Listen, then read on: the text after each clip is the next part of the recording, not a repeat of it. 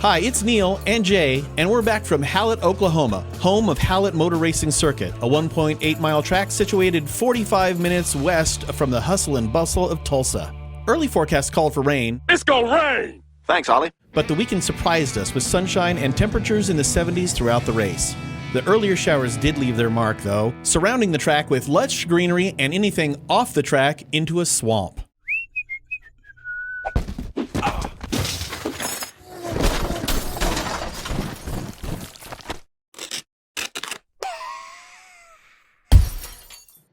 Yeah, that swampiness is a problem for drivers. It's not even great for the wildlife.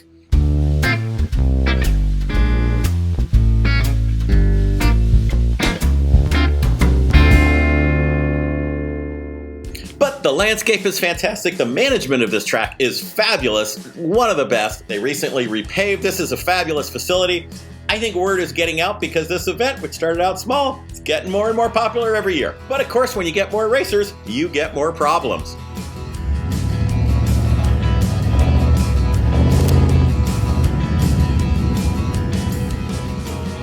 Fortunately, we had a really good judging team. We had the famous Tommy Salami and Malaysia Ford nut Sajeev. Because this is one of the smaller races, the judges had plenty of time to admire the blindly off-color jokes. Rookie team Eye Candy brought this great solstice. They didn't pass tech when they first went through. They had a cage problem, but they did get some help from another team. They got out there on track. They were having a great weekend. They did have a few problems with staying on track, as rookies sometimes do. Well, everybody does, but they ended up having to do the duct tape challenge, which is, of course, making a duck out of duct tape. Duh. We had a great rookie team called the Hellmen. They brought a 91 Fire Chicken that they hand-painted all in primer. That was pretty excellent. Had a bit of a rough go, and then they learned their lesson. So Team Flaccid Chassis Racing was there. They usually race a BMW, but this time they brought a true American hero, a mighty twin snail G6. Whoa, the two snails with your GM sound of power? This is an LZ9. Hell yeah, LZ9, no shit. Unfortunately, it was not fast. We had the Fuku Motorsports team, run by a guy named Fukumoto. They protested not being in the wrap-up last year, so here you go. By the way, dude, we're protesting. We're protesting that jacket. Hella Sweet was Team Not So Fast Times at Ridgemont High. They brought costumes, a fully functional hot box, and they even brought some fries. We had the Socialist Federal Racers of Yugoslavia. Of course, they brought a Yugo. And when you bring a Yugo, you don't really even need a theme. But of course, the kind of guy who brings a Yugo, he wants to do a theme. And we all know the best theme is a theme that only one person in the world gets. Well, these guys, their theme was country western legend Marty Robbins. Who the hell is Marty Robbins? Marty Robbins? He's one of the greatest song storytellers of all time. El Paso, Big Iron, and he also raced NASCAR in a purple and yellow car. I mean, it's Marty Robbins. I rest my case.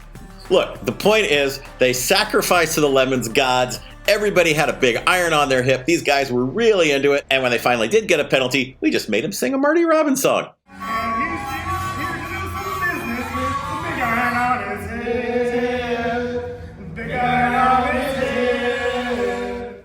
And here are your class winners.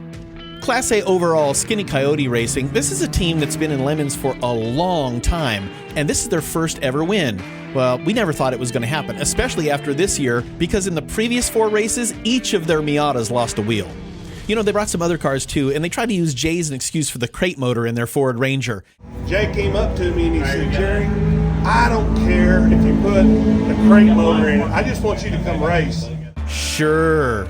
It's fine. It didn't really matter much. Class B winner was Daisy Dukes and their 944. Their only real competition was a Cougar, and of course, Sajeev being Sajeev, he tried to give him the Cougar curse.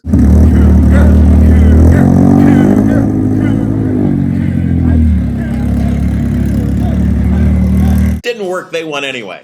And Class C was the Blazer of We're Just Here for the SR. They had an awesome Magic School Bus theme. This is a team that really gets it. They've won trophies in almost every race they've done, and this time they won Class C. The heroic fix went to Dog Bite Racing. These guys came all the way from Colorado. Their transmission blew up, and they thought their repair was, well, we're just going to take the old fluid out and put mostly new fluid in. Well, guess what? That didn't fix it. Nice shirts, by the way. So they found another unit. It was hours and hours away. They sent their dad to go pick that up. Meanwhile, they're in the paddock all night long, on their backs, dropping a busted-ass, hot, greasy transmission on top of themselves. They got their junky replacement in, decided to test it with burnouts in the middle of the paddock while everybody was asleep in the wee hours. It didn't go over very well. They quickly realized that was a bad idea, so their penalty was they had to do the apology song. Sorry about our actions in the paddock. Sorry about the pain we caused. Sorry. And for Halloween Meets Gasoline at this race, the Dunning Kruzers brought along the president of the 24 Hours of Lemons and the whole dope crew, the Department of Performance Enhancement. They ran this all weekend long at DEF CON 5. Each morning, the team had an executive order signing and put out several decrees. We'll be renaming all green flags to red, white, and blue flags. Then, they inexplicably kidnapped Judge Sajeev. No, get it!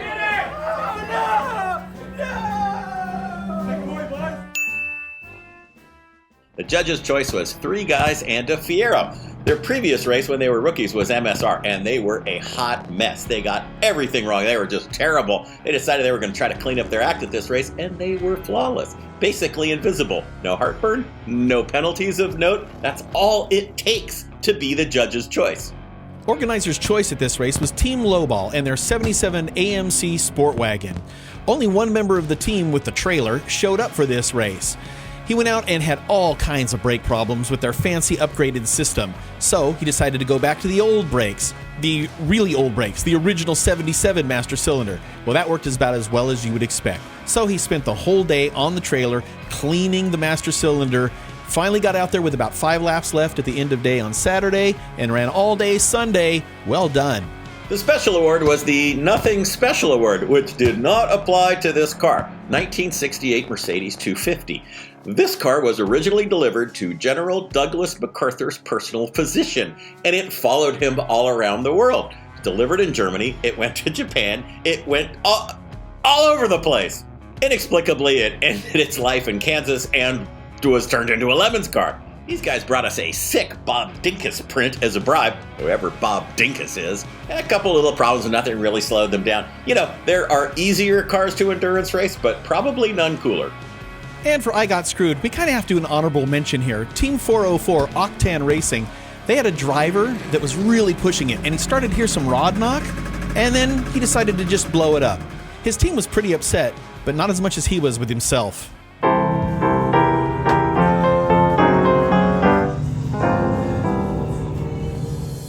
For the actual I Got Screwed, it's Team FOMO Co. and their 06 Magnum that's highly modified. And by highly modified, I mean it's got a slant 6 jammed in it, pushed all the way back into the cab of the car. Well, when you build a car like that, you're going to have all kinds of specialty-made parts, and one of them was the trigger wheel for the Mega Squirt. Well, it failed on Saturday. They put it back together, and then it failed 2 more times on Sunday, costing them a Class C win. And that just brings us to the IOE, the top prize in Lemons. This went to Arc Flash. Arc Flash has a twin-engine Ford Focus, because why wouldn't you? They also have it running on 560 treadwear tires, because why wouldn't you? This time they were a Shrek theme. They had the movie playing over loudspeakers for the entire race, which we kind of loved. They had an absolutely disgusting paddock vehicle, but most importantly, they had a huge heart. Captain Quincy, he went into this race thinking, I don't really care what happens to us. I want to help everybody else. And at least 11 teams, we counted, they got back on track because of Arc Flash. So much so that when one of Arc Flash's own engines crapped out, they said, we won't fix that. We got a spare. We'll just drive around front-wheel drive. They worked on everybody else to keep them running. That meant that like 20% of the field was able to finish because of Arc Flash. If that is not an incredible achievement, I don't know what is. Well done, guys. And now, here's Lemons in a nutshell.